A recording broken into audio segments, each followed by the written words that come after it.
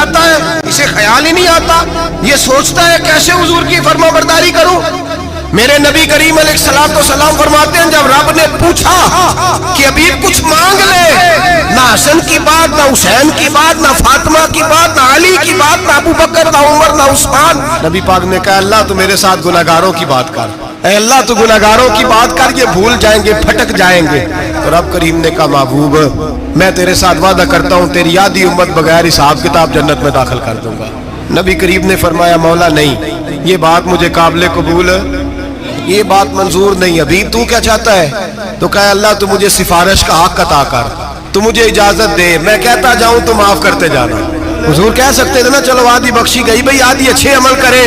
फरमाया नहीं, मुझे हक़ शफाअत दे। नबी पाक फरमाते हैं मेरे रब ने मुझे सिफारिश का हक दिया है, मैं कयामत में सिफारिश करता जाऊंगा, अल्लाह मेरी उम्मत को जन्नत अता करता जाएगा।